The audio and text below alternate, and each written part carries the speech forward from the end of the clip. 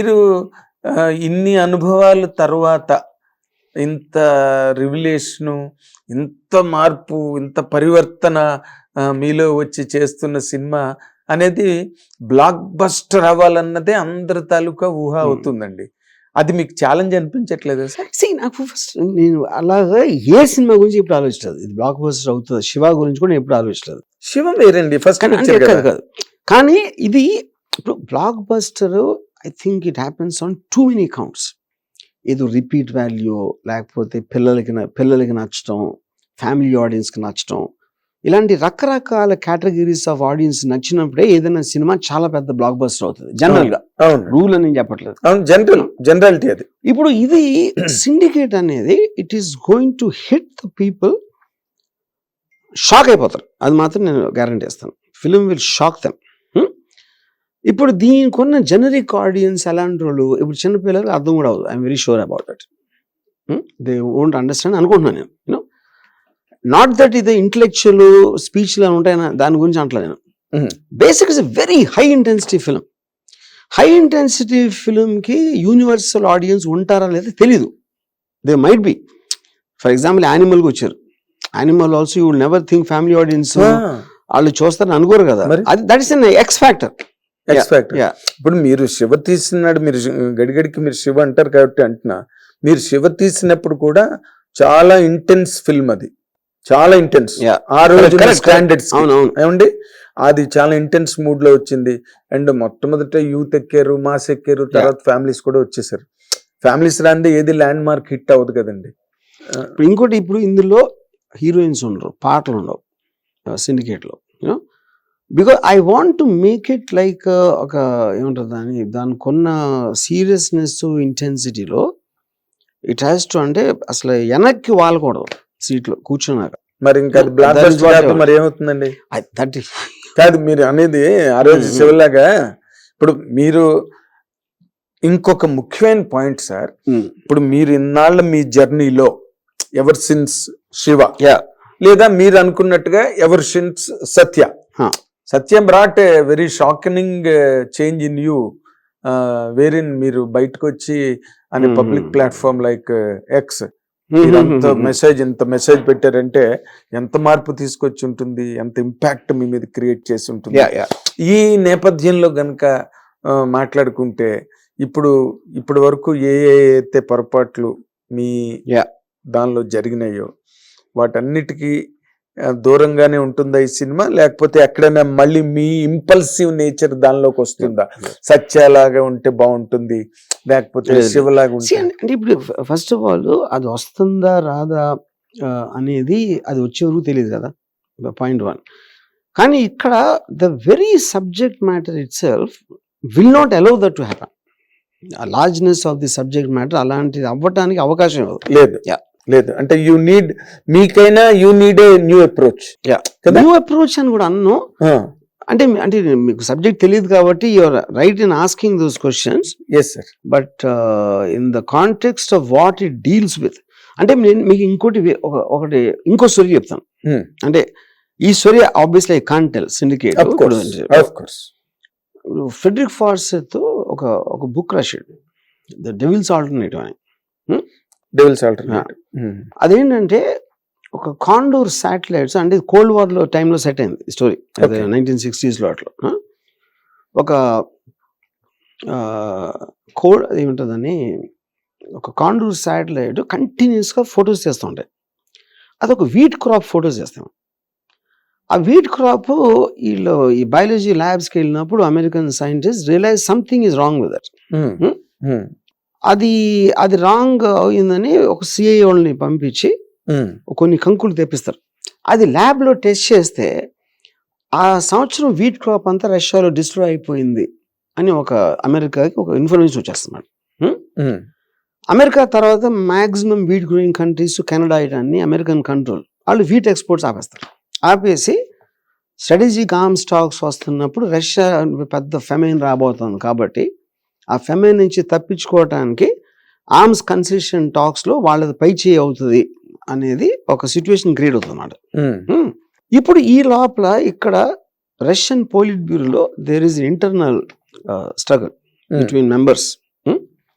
వాళ్ళు politburo members కూర్చున్నప్పుడు ఒకడు సజెస్ట్ చేస్తాడు, ఇప్పుడు మన అమెరికాకి కన్సెషన్స్ ఇస్తే మన ఆన్వర్డ్ మార్క్సిస్ట్ మార్చ్ అనేది ఒక 20 ఏళ్ళు వెనక్కి వెళ్ళిపోతాం.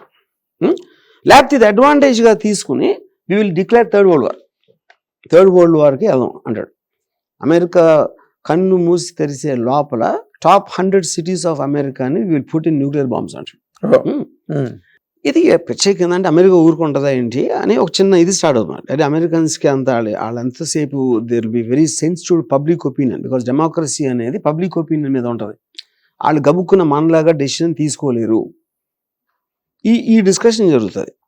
ఈ లోపల ఇది ఎంతో కొంత లీక్ అయ్యి ఇప్పుడు ఫైనల్ డెసిషన్ తీసుకున్నాడు రష్యన్ ప్రెసిడెంట్ తీసుకుంటాడా లేదా అని తెలీదు. అప్పుడు అమెరికాలో ఉన్న ప్రాబ్లం ఏంటంటే ఎలా తెలుసుకోవచ్చు ప్రెసిడెంట్ ఎటువైపు మొగ్గు చూపెడుతున్నాడు అని. ఒక particular agent M16 British agent, ఆడికి క్రెమ్లిన్లో పనిచేసే ఒక క్లర్క్, ఒక అమ్మాయి, వాళ్ళిద్దరికి ఒక relationship Berlin wall, east Berlin west Berlin విడిపోక ముందు ఉండేది. వాడు యాక్టివేట్ చేసి వాడికున్న లవ్ ఇంట్రెస్ట్ లో ఈ అమ్మాయికి సేఫ్ ప్యాసేజ్ ఇవ్వటానికి ఆ రిలేషన్ రీకిండిల్ చేసి ఆ అమ్మాయి రికార్డ్ చేసిన మినిట్స్ ని దొంగిలించడానికి ట్రై చేస్తాడు. ఇది ఫ్రెడరిక్ ఫాస్టర్ స్టోరీ. అసలు మీకు స్కేల్ అసలు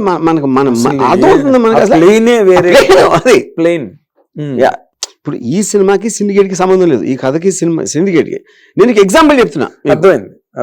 రాజ్నెస్ ఆఫ్ ఏ స్టోరీ అంటే అది ఇప్పుడు దీంట్లో మీరు కాస్టింగ్ పెట్టి వీళ్ళిద్దరికి 2 డ్యూయెట్లు పెట్టి ఏజెంట్ కి నీ క్లర్క్ కి అన్ని చేస్తే ఆ సినిమా అవుతుంది కదా.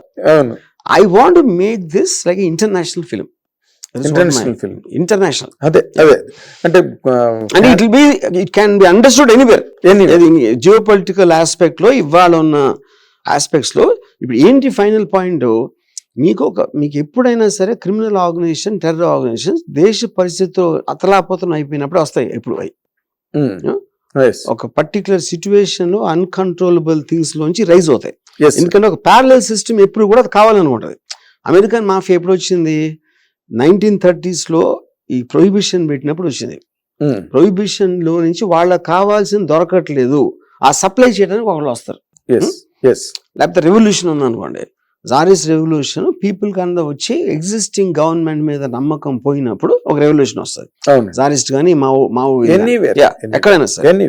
సో ఈ అసంతృప్తి అనేది ఉంది, ఆ అసంతృప్తిని ప్రేరేపించాలి, దాన్ని క్రోడీకరించాలి, దాని తర్వాత వదలాలి. అది so that is what syndicate is all about.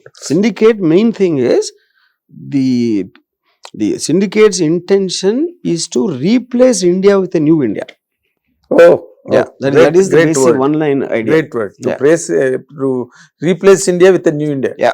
Fantastic line, sir. Fantastic. అదే అందరూ ఇప్పుడు మీరు ఎలా తీస్తారు, ఏం తీస్తారు, మేమేం చూడబోతున్నాం, అవన్నీ రేపు జరిగే విషయాలు. కానీ ప్రస్తుతానికి the world of Ram Gopal Varma's fans are so inundated with happiness and brimming delight. ఇంకా మీరు అసలు ఆల్ హెల్ప్ బ్రేక్స్. వాళ్ళు అలా అనుకున్నా, అది తీసినప్పుడు చూద్దాంలే అనుకున్నా, ఇలాగా మాట ఏమనుకున్నా it doesn't make a difference. ఎందుకంటే నేను చేసే పని నేను చేస్తాను. అదే నన్ను పొగిడినా, తిట్టినా, గేలి చేసినా సార్ ఇప్పుడు మిమ్మల్ని ఎవరు గేలి చేసే మూడ్ లో లేరు సార్. ఎందుకు అంటే అందరూ చాలా హ్యాపీగా ఉన్నారు. ఎందుకంటే Varma kind of cinema miss అయిపోయి అది వదులుకోలేక ఇంకా ఆ రీమ్స్ లోనే ఉన్న జనం ఉన్నారు, అభిమానులు ఉన్నారు, ఈ జనరేషన్ వాళ్ళు ఉన్నారు, జనరేషన్ ఆల్ఫా వాళ్ళు కూడా వాళ్ళు ఉన్నారో లేరో నాకు తెలీదు.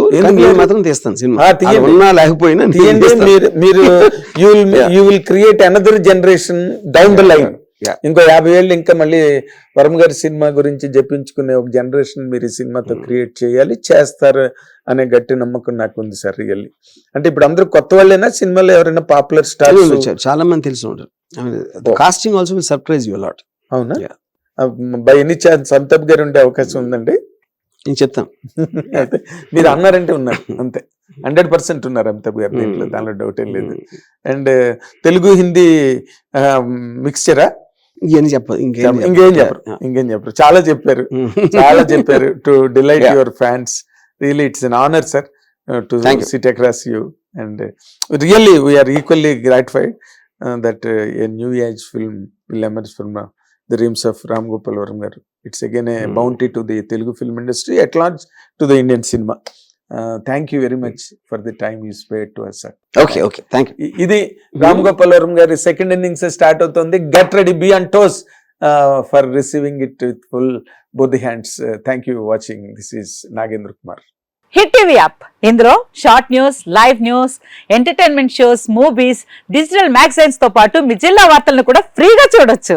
అంతేకాదు కేజీ నుంచి పీజీ వరకు విద్యార్థులకు స్కాలర్షిప్ కూడా అందిస్తున్నాం. ప్రతి వారం 10 మందికి లక్కీ డ్రా ద్వారా ఒక్కొక్కరికి 10,000 రూపాయలు అందిస్తున్నాం.